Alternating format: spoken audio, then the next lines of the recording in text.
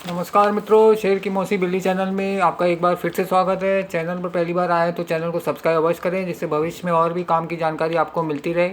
और आज की जानकारी काम की लगे तो चैनल को एक लाइक अवश्य करें और जानकारी को शेयर अवश्य करें, क्योंकि आपके साथ साथ दूसरों को भी फ़ायदा होना चाहिए। आज मैं आपको भारत की सर्वप्रथम इलेक्ट्रिक टू व्हीलर मैन्युफैक्चर के बारे में बताना चाहूँगा, लेकिन उससे पहले मैं आपको मार्केट में चल रही उथल पुथल के बारे में अवगत कराना चाहूँगा। मार्केट की फ्लक्चुएशन के बारे में आपको बताना चाहूँगा कि मार्केट में 20 से 25% कोई भी स्क्रिप्ट में कभी भी ऊपर नीचे हो सकता है, तो कृपया करके ट्रेडिंग से दूर रहें, क्योंकि सेबी की रिपोर्ट के अनुसार 93% लोगों को ट्रेडिंग में लॉस होता है। दिन भर फील्डिंग करने के बाद अगर कोई शाम को लॉस बुक करके घर जाता है तो उसके लिए कितनी मुश्किल की बात है। तो मेरी आपसे विनती है कि ट्रेडिंग से दूर रहें, और अगर आपको ट्रेडिंग करनी है तो आपके पास जो स्टॉक्स हैं उसमें ही ट्रेडिंग करें, उसको बेचें। और सेम डे अगर आपको मिल जाता है नीचे का भाव तो आप जैसा लकी कोई नहीं है, क्योंकि 100 में से 7 लोगों को ही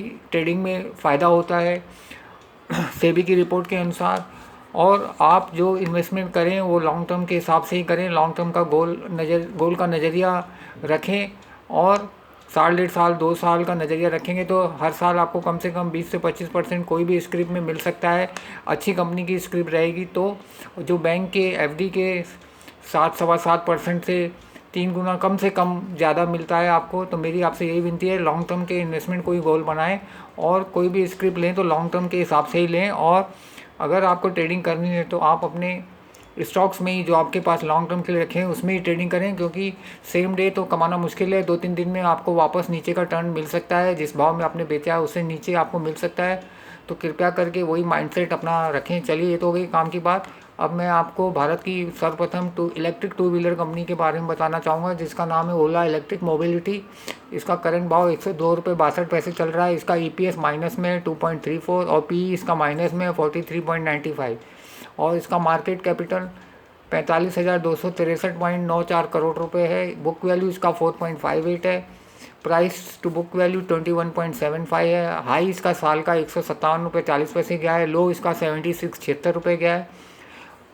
मेरा जो इसका टारगेट है 200 रुपये है, लेकिन मैं उसको 45 में ख़रीद करूँगा। आप भी अपने फाइनेंशियल एडवाइज़र से कंसल्ट करके ही इसमें एंट्री करिए, और लॉन्ग टर्म इन्वेस्टमेंट के हिसाब से ही एंट्री करना है आपको।